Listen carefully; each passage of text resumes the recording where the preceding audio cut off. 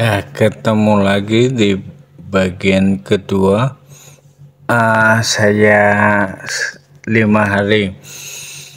Selama 5 hari mengalami koma antara hidup atau mati, tetapi tidak tahu dari 50%. Mata saya terpejam, tapi anggota badan masih bergerak. Kemudian setelah koma itu baru dioperasi, sadar, terus di rumah sakit selama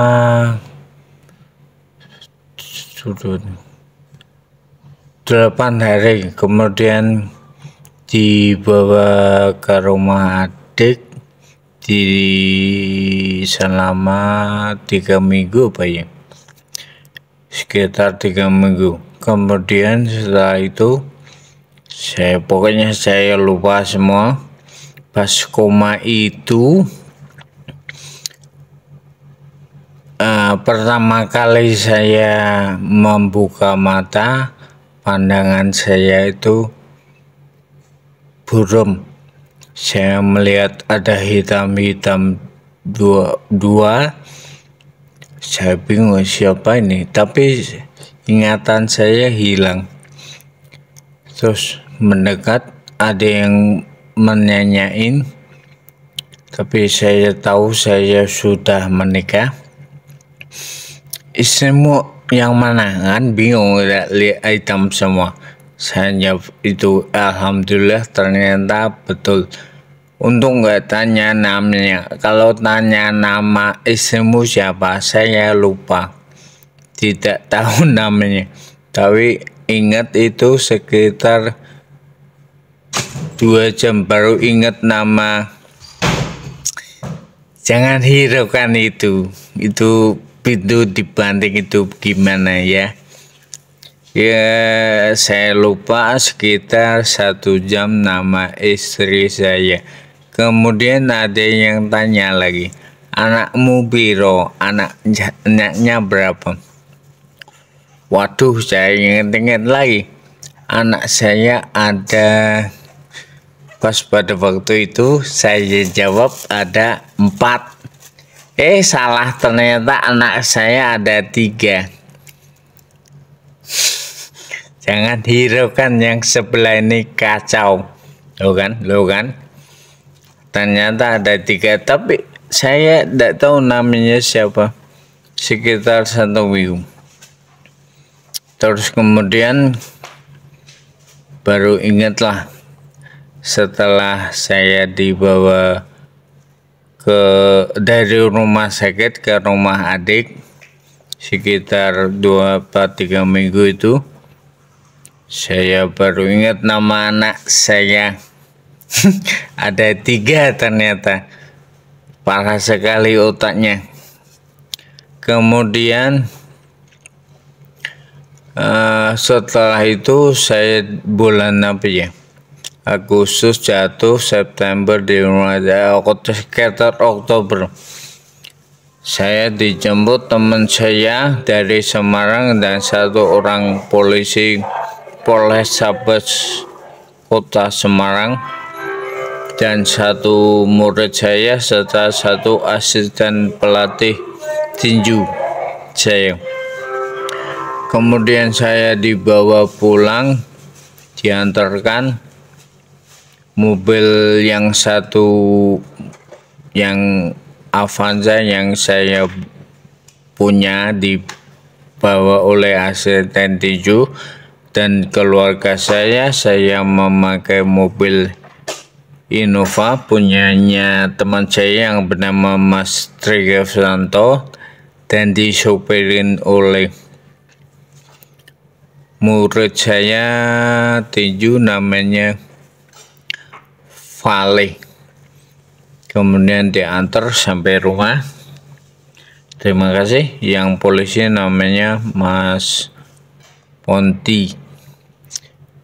1 lagi tidak tahu siapa itu. Yang kemudian saya pulang sampai di rumah. saya lupa semua, tangannya kanan siapa, kiri siapa, depan siapa. Aduh. Nah, sampai di rumah berarti bulan Oktober. Bulan Oktober sampai di rumah. Sudah sampai di situ, besok paginya saya saya akan mengambil minum kalau nggak salah, jalan. Nggak bisa, jatuh, nabrak kulkas lemari es. Baru tahu itu kalau aku ndak bisa jalan. Ya Allah, ternyata terus ada kaca, aku buka di baju aku. Ternyata ini pundak saya dikasih pen yang gedenya kayak rantai sepeda, ndak bisa megang. Yang terjadi itu. Kemudian pokoknya ndak bisa jalan, ndak bisa megang.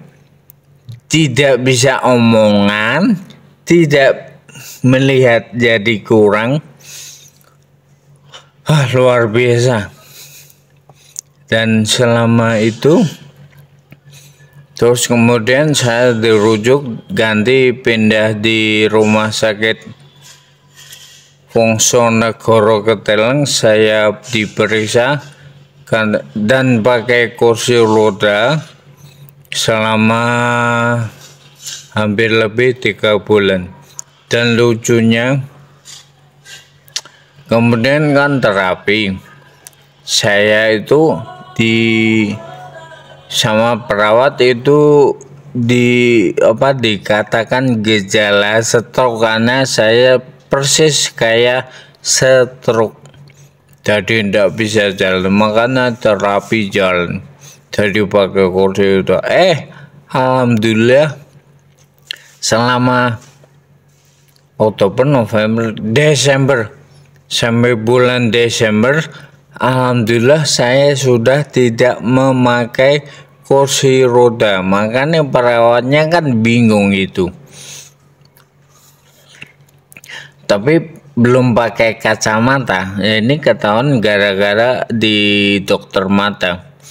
Dan kemudian dari situ makanya perawatnya bingung, dan saya dibuat penelitian dengan judul gejala stroke ringan. Hanya saya pasien yang hanya 3 bulan bisa berdiri dan tidak pakai kursi lagi. Yang lain 2 tahun, 3 tahun, 4 tahun, bahkan ada yang 5 tahun. Tapi lama-lama saya juga semakin jenuh karena kumpul dengan pasien yang rata-rata orang kaya, orang tua, ya rasumulaku, bingung.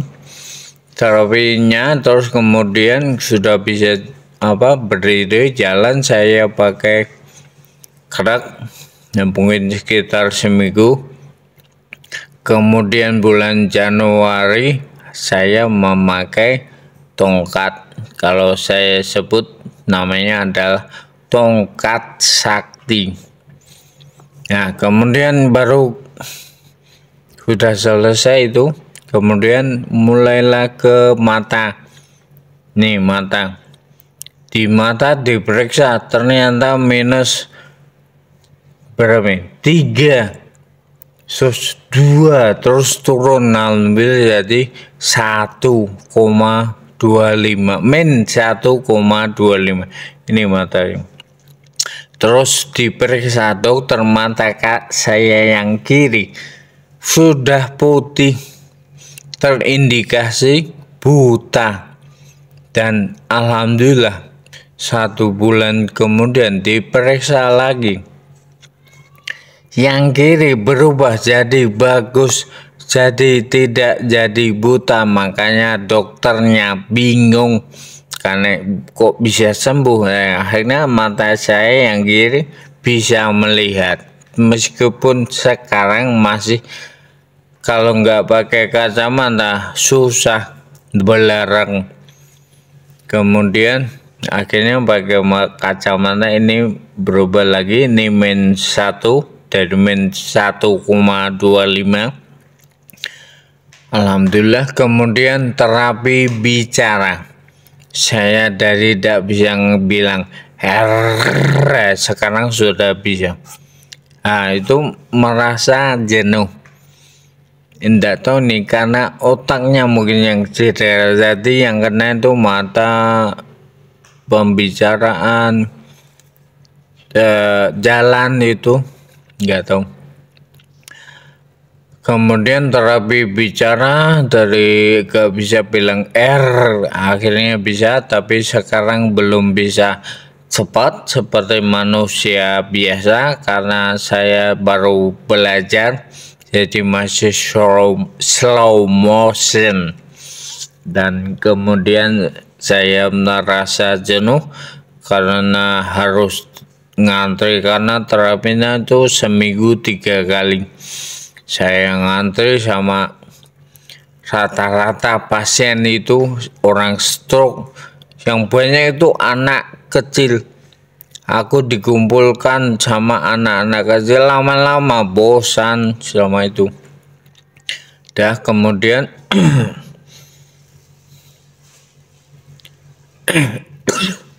selama setahun rantai berada di pen bentuknya rantai berada di pundak. Akhirnya ini dioperasi dan diambil, ternyata bikin kaget karena bentuknya seperti rantai dan gede, panjang sekira-kira 1 jengkal.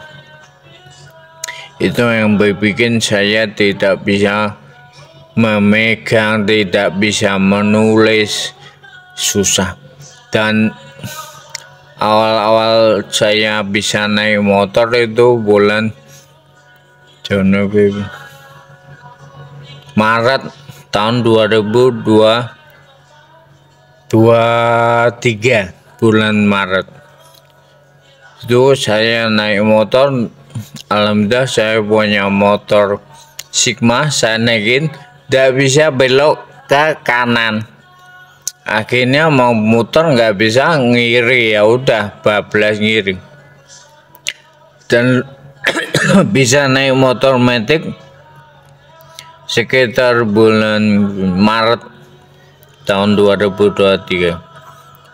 Dan yang terjadi itu lucu, saya naik motor metik, yang motor saya yang buat saya nyemplung itu di jurang.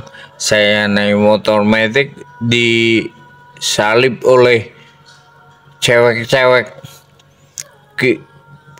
Kalau saya batin di hati, iki numpak motor kok banter-banter lagi, piye wedok kabeh sisan. Ternyata setelah saya lihat speedometer kecepatan, ternyata 40 km gak ada. Berarti aku dewe yang pelan. Itulah kenangan yang luar biasa. To be continue ya.